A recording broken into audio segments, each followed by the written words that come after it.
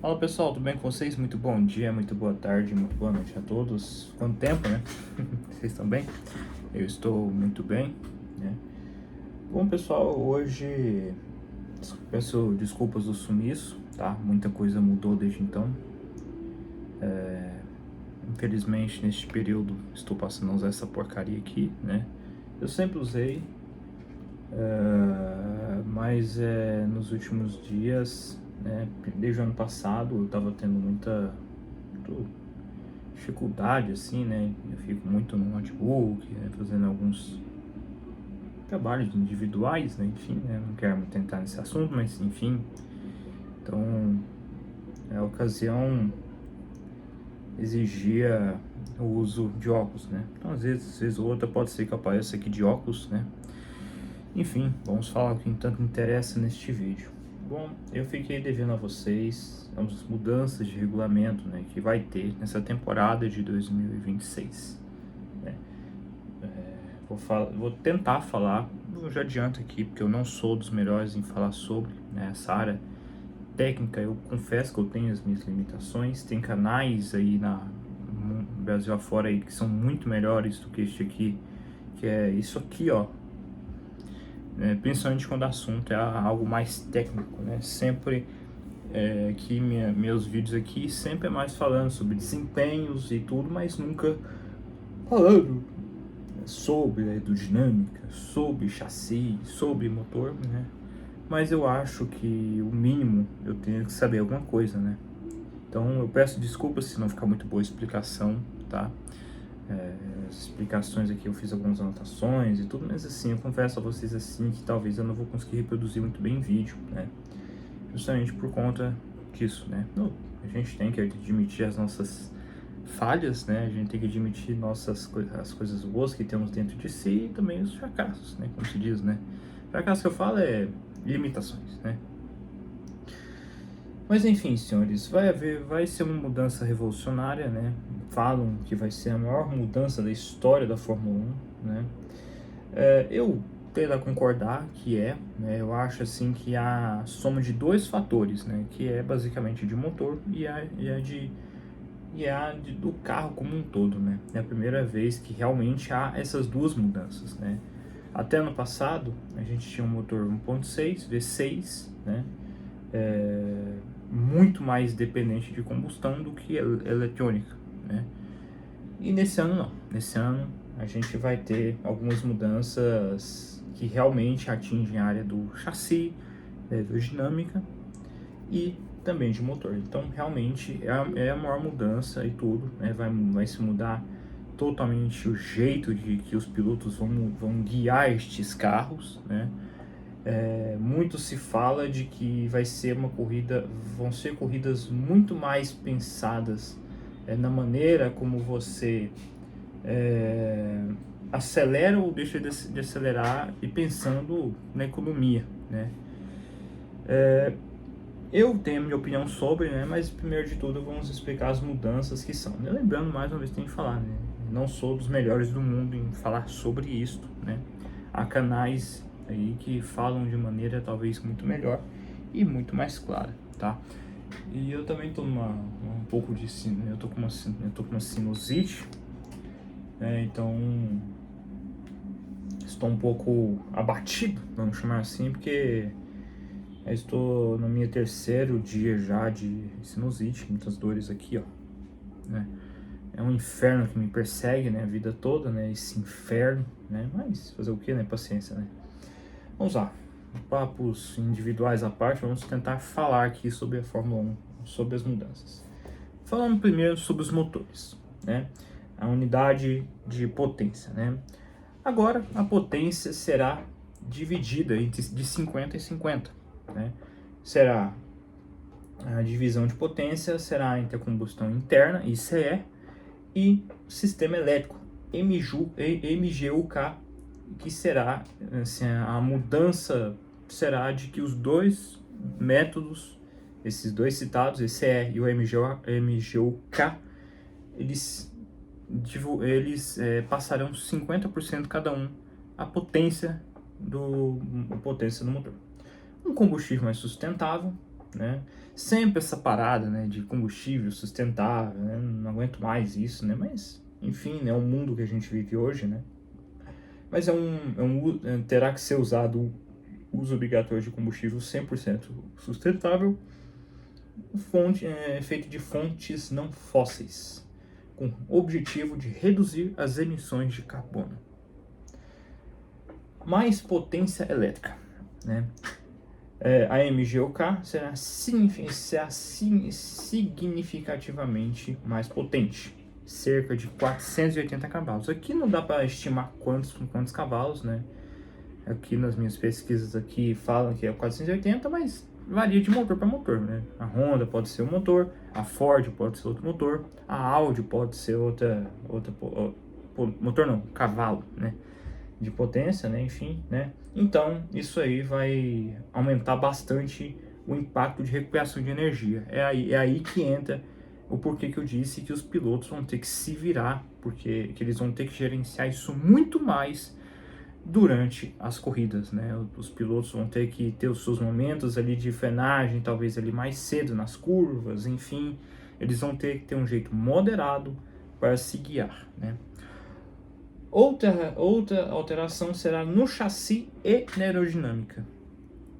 Os carros serão mais curtos, 20 centímetros, e estreitos, entre 10 centímetros, e o peso mínimo reduzido será para 768, né? Tudo isso em busca de mais agilidade, né? Porque os carros até o ano passado eram verdadeiros tramulhões, né? Eram carros enormes, né?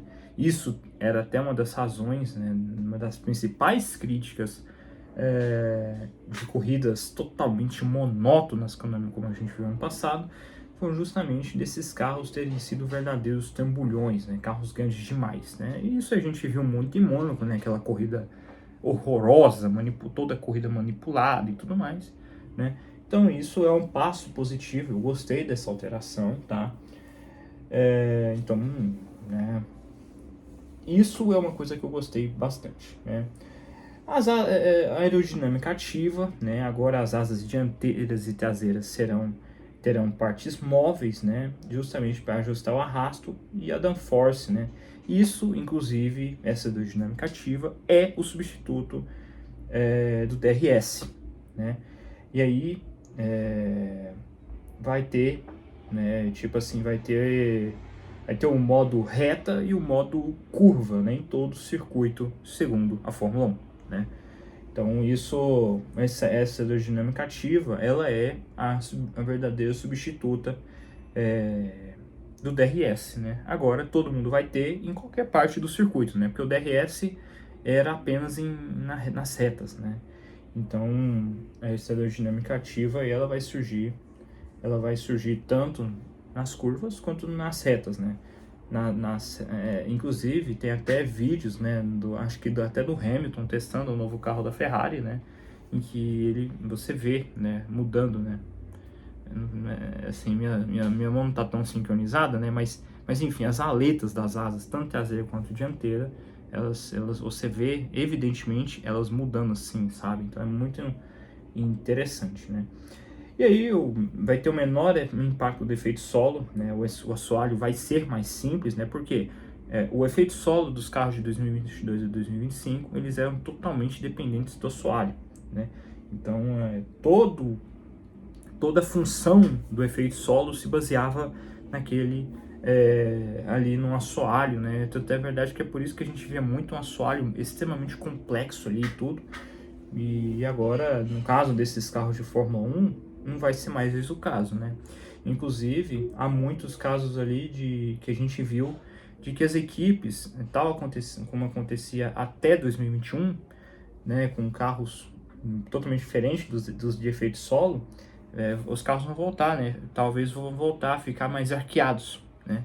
Então, isso aí são novidades que a gente vai ter em chassi e aerodinâmica, né? Também vai ter o modo de ultrapassagem, né? É outro substituto também do DRS, né?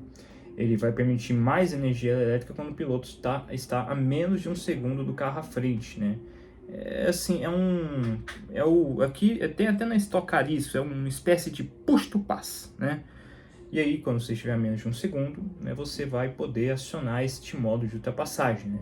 Eu quero muito ver como é que vai ser este efeito, né? Se vai ter um efeito tão severo, né? Mas o que estão dizendo é que sim, o efeito vai ser bastante severo, né? Vai ter o modo turbo, né? Que é o Boost Mode, né? Libera a potência máxima do conjunto motor/bateria a qualquer momento para aceleração em retas ou saídas de curva, né?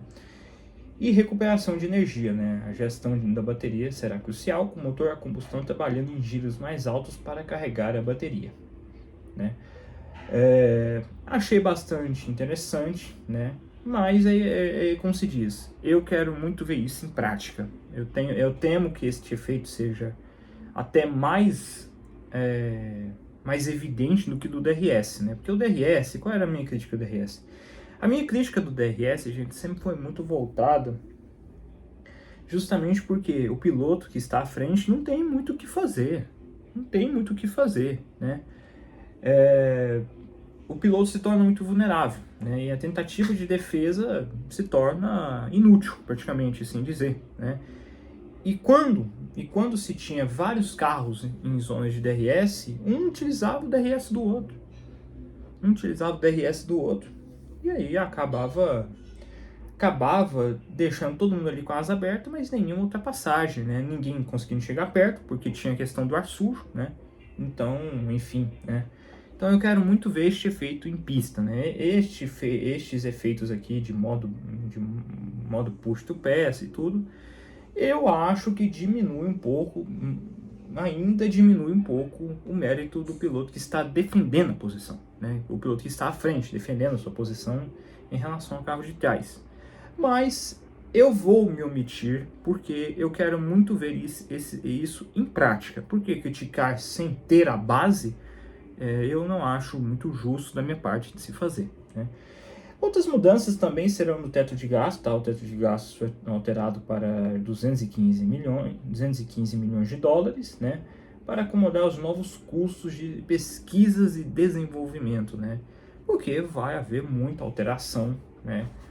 Do início do ano até o final do ano, né? Então, assim, com a limitação que se tinha, deixa eu estar aqui, com a limitação de teto de gasto que se tinha no ano passado, talvez correria o risco de até metade ali as equipes não conseguirem ter um desenvolvimento suficiente até o último grande prêmio do ano.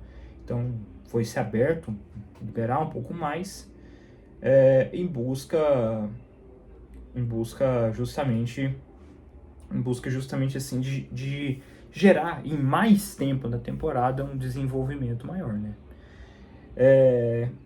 E também vai entrar, né, a Cadillac e a Audi, né? A Audi vai entrar no lugar da Sauber, né? Como todo mundo aqui já sabe, né?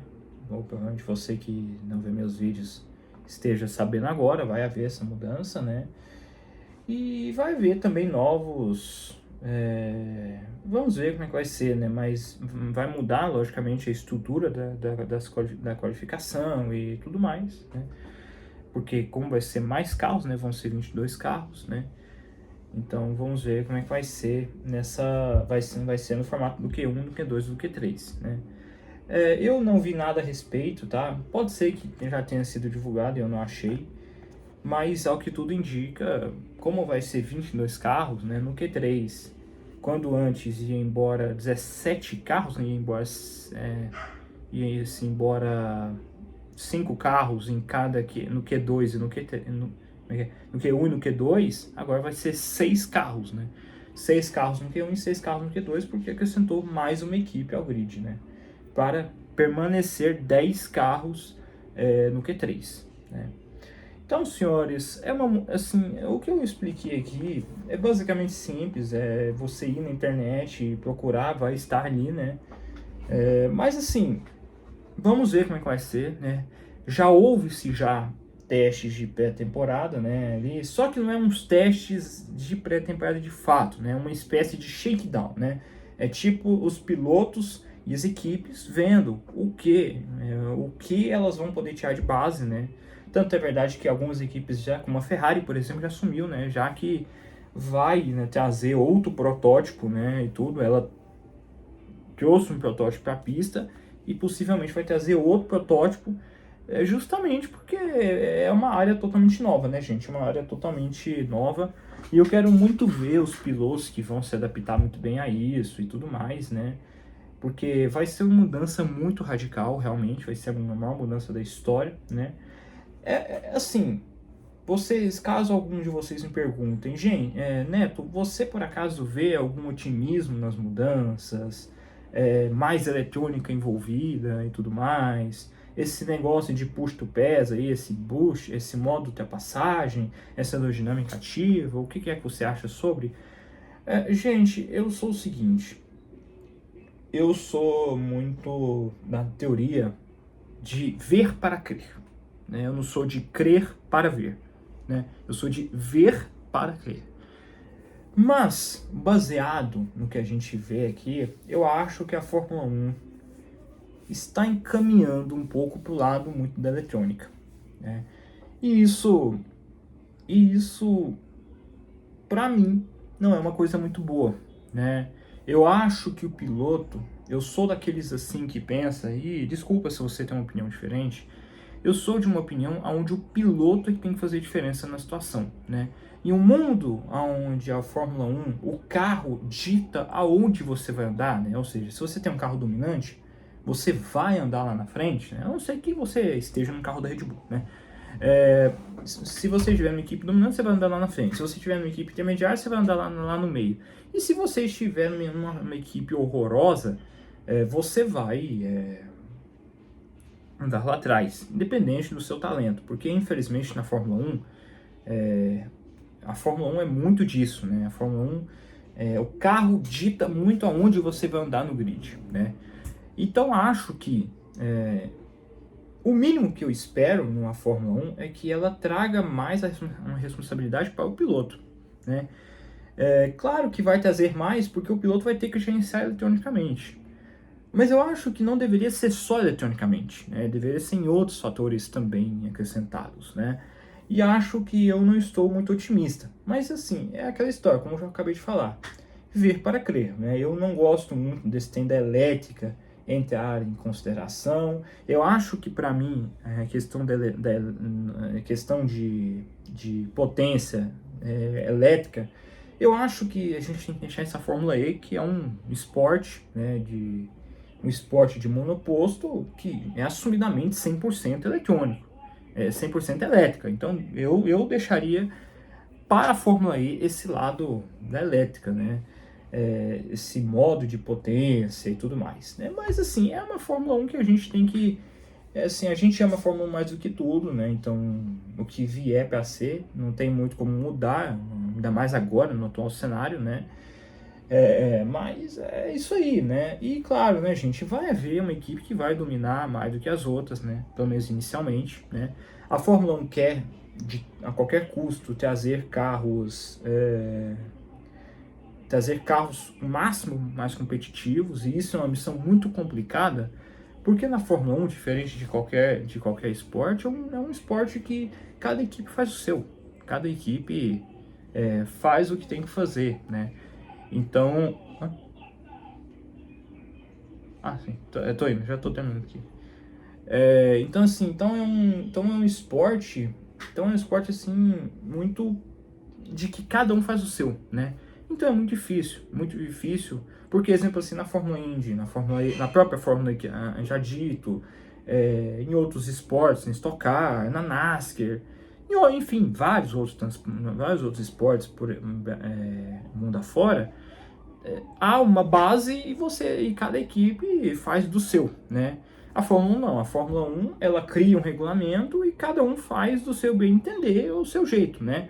Aí é aquela história, né? Aí cria, aí há quem cria e há os outros que copiam, né? O que der certo, todo mundo vai lá e copia, né? E isso é descarado e tudo, realmente é isso. Isso é Fórmula 1, né? Isso é Fórmula 1. Né? Então, na minha humilde opinião, eu penso um pouco de que este lado da elétrica, esta questão assim de mais uma vez haver um modo para facilitar as ultrapassagens, é meio que confessar a incompetência da Fórmula 1 de não conseguir fazer algo simples para tentar fazer os carros ultrapassarem uns aos outros, né? Precisa de modo de ultrapassagem, e precisa de boost mod, precisa de aerodinâmica ativa, né? Precisa de tudo isso porque a Fórmula 1 não consegue fazer a porra de um regulamento, né? Com que haja mais ultrapassagens, né? Que é o que a gente quer ver mais desse esporte, né? Então eu acho que a Fórmula 1 ela se abrir para esse modo boost, para essas coisas todas, ela admitir a incompetência dela de não conseguir fazer carros que possam transmitir mais ultrapassagens de forma natural, de forma do tudo que dá, né?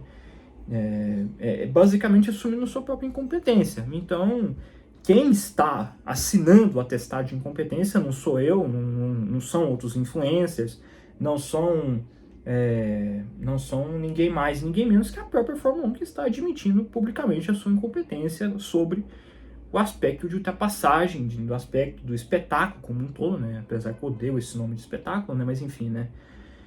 E colocando muito da eletrônica e tudo, né? Tudo para se adequar a esse mundo de hoje, né? Onde a eletrônica está cada vez mais envolvida, né? É que nem, né? O transporte urbano daqui da minha cidade, por exemplo, de ônibus, por exemplo, né?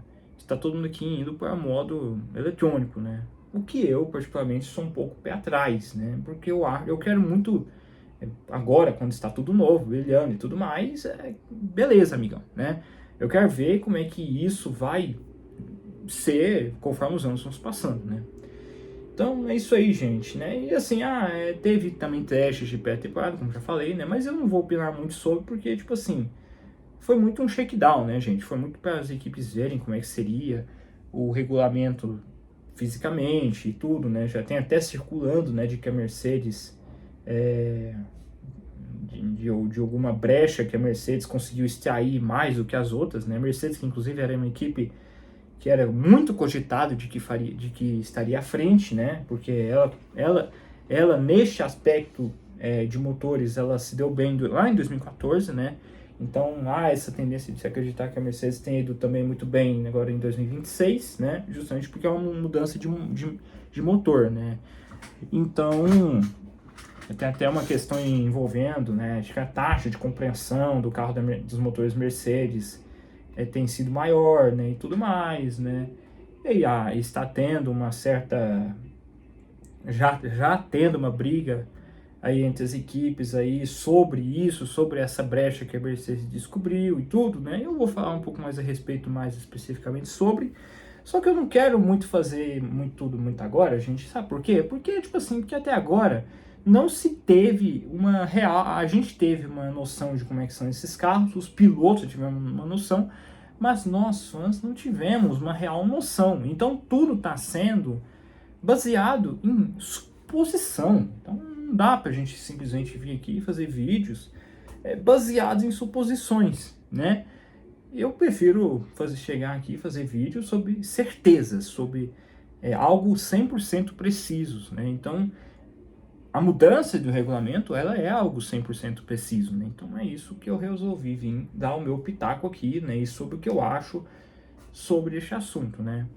Então, é isso aí, senhores. É isso que eu tenho a dizer, né? Desculpe se talvez foi muito básico, talvez vocês esperassem mais, mas eu já adiantei já no início que não é o meu forte, muito essa área mais técnica, né, da Fórmula 1, né, mas é isso que eu tenho a dizer a vocês, né. Eu acho que a Fórmula 1 está em algumas mudanças, a Fórmula 1 está assinando seu atestado de incompetência aqui, né, mas é tudo uma suposição e tudo, né, e eu não gosto de fazer vídeos sobre suposições. Para mim, é ou não é, pronto, acabou, né. Sim ou não, para mim não tem esse negócio de mais ou menos para mim, né. Não tem esse negócio de rumores, isso, aquilo. Não, para mim tem que ser firmado no prático, né? Então é isso aí. Então é isso aí, no mais é isso aí que eu tenho a dizer a vocês, tá? Fortíssimo abraço a todos e falou, pessoal, é nóis.